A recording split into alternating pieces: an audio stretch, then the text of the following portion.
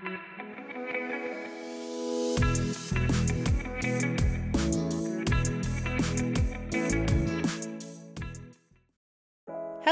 and welcome to my new video. If you're new here, hi, I'm Lex, and today we're going to be doing a sort of different video, more of a personal vid, I guess. But before we get started, I just wanted to show off Xenia's new flag. You might have noticed it in one of my recent videos, but it's by CozyOak_ on Twitter. Georgia did such a beautiful job with this. I am absolutely in love with it. So yeah, definitely check out their work. I'll link their Twitter in the description. I just love this flag so much. I think it really represents Xenia, you know? Yeah. Also, moving into the video, today we're going to be talking about 5 different things that you can do once you've finished your island. I feel like this is an important topic to cover because I've seen a lot of burnout in the Animal Crossing community, and I feel like that's especially gonna happen once you've finished your island, once you're done designing, you're happy with the way that it looks. You know, what do you even do after that? It feels like that's kind of the point of New Horizons, is to work on your island until you're happy with how it looks. Obviously, as you can see here, my island is 100% complete. It's done, it's ready to go. Pretty much time to release the dream address on the final tour. Just kidding. But I thought that one of the most obvious things you can do is flatten, restart, or redo specific areas. So let's talk about that. As someone who is averse to redoing areas, I don't know, I just feel like it's really tedious because you're stuck within that dimension, and I don't know, I feel like usually when I finish an island, I'm happy with the overall look. I'm gonna start with flattening. I would go about that by first digging up all of these flowers, taking down all of the decor around the island, the furniture, tearing down every cliff that I've built up so that the island is just completely flat. I'm also gonna talk to Bonbon here while we're going, but I think that that's, you know, the first route you could take because it doesn't get rid of your villagers. A lot of people, even though they're done with their island, they do still feel connected with their villagers. They don't want to let them go, don't want to lose their Nook Miles, their catalog. There are just so many things you lose when you do restart, such as reactions and everything else. So that is, I think, the first route you can take if you're just done with your island and you don't really feel like you want to do anything else besides try again. Another way you can try again in a definitely more permanent way is to just restart. Let go of your island, let go of your villagers, and start completely fresh. I'm scrolling here to the command you would use to do that. You just go to this delete save button. I'm not going to close Animal Crossing since I'm literally filming right now, but you just go there and then you select Animal Crossing and delete that save data. It is super fast, super easy, and it's kind of scary that you can do it that quickly, but you know, proceed with caution, know what you want to do. Bye, Anchovy, this is the end.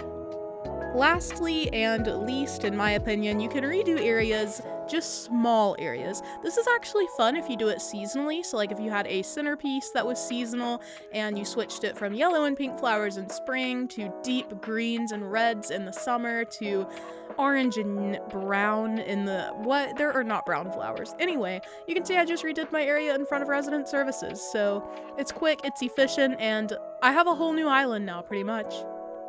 But Lex, you might be thinking, what if I don't want to lose my island? And that's very valid, you know? Maybe you don't want to restart because you love your villagers, you don't want to flatten because you like your builds, you don't want to redo areas because you're happy with the way your island looks. In that case, might I suggest the second thing on our list? Finish all your goals. This is a very completionist thing to do, but it can definitely occupy your time. It'll give you a goal in the game to work toward. I'm standing in front of the museum because that's important for this, but my first thing is Nook Miles stamps. They are they're a quantitative goal. It's a solid number that you can work toward. You can look them up if you want to know exactly what you need to be doing to complete all of these, but they're little stamps you get. You get that feeling of accomplishment as you do it, and I think it's fun, personally. There are a lot of things on here that really get you back invested in the game. Next up on the completionist goals is the museum. Personally, for me, I like to finish it because I love walking through the aquarium. You can see all of the fish that I've caught so far here. It's looking really populated. Just there's nothing going on here. But if I were tired of designing, you know what I'd be doing? Catching fish, because I think that the museum looks so gorgeous once you start to fill it up. And that doesn't just go for the aquarium. The bug rooms, I think, turn out really beautiful, especially the butterfly area. So that's another thing that you can, in your mind, check off as you go. It's something to keep you playing. In addition to Nook Miles stamps and the museum, you can also work on collecting all of the DIYs in the game. I know this is easy if you have access to treasure islands, but if you're playing the game without them, it can be a huge challenge. I recommend Nookazon. You can see the checks on DIYs that you've crafted already, so try to find, DIYs that you haven't crafted before in what you already have, the collection you've already made, and try to build them all as well. That is a true completionist thing, to have checks on everyone and to own all of the DIYs. I think it could be fun. Let's thank Blathers for having us here today, even though he is asleep.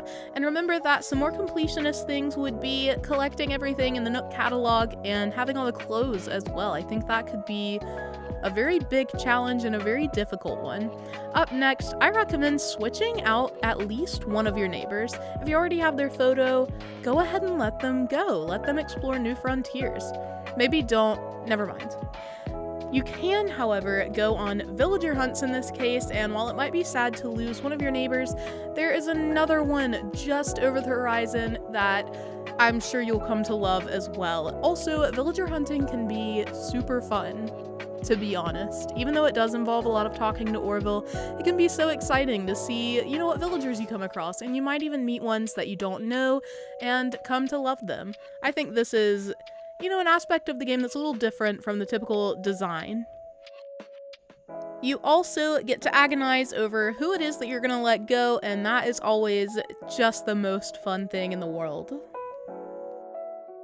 Something else that I don't see as often, but that is super fun and can actually be helpful for you in the game, is to host a yard sale once you're done with your island. Whether that be in a Discord server or on Nookazon, start dropping items that you have in your storage that you're not going to need anymore. That can be anything from furniture to clothing to resources. Help out the community. Give it away if you want to. Sell it for some Nook Miles tickets for that epic villager hunt that you're going to go on, like I just suggested.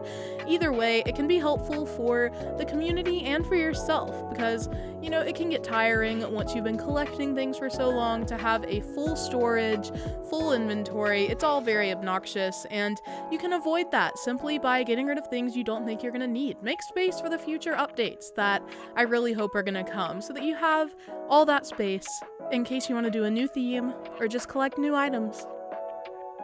If none of those first 4 options really spoke to you, I'm going to ask you to just hear me out on this last one. Something I think is really underrated in the game is Harv's Island.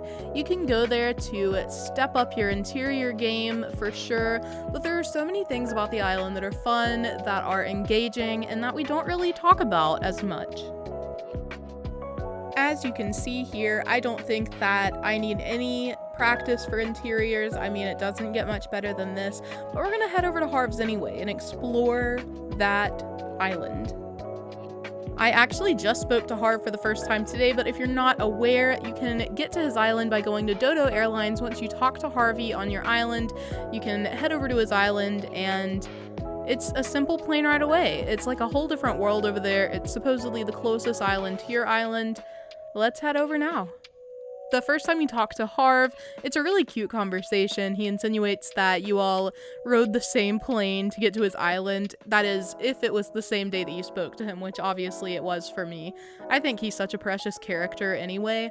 But yeah, you get this special dialogue the first time you go to the island, and then he'll introduce you to his house, which he calls Photopia, and it's where you can take pictures in different, interiors. You can design different interiors however you want, and something I think is really nifty is that you can use anything from your catalog, unlimited amount of those items. You can customize them, you can do all sorts of stuff. So let's dive into that really quick. I'm gonna design a room and we'll see how it goes.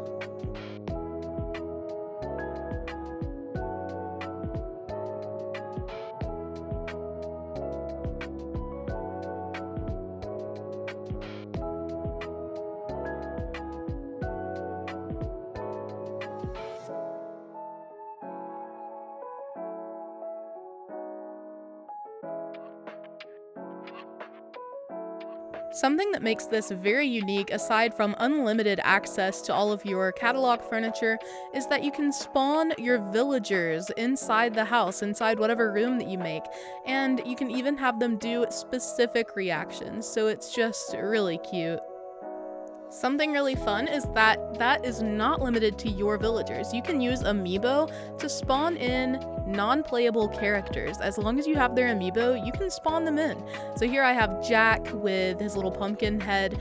That means you can see really interesting things about them. You can make them do all the reactions, and it's just so cute, so precious.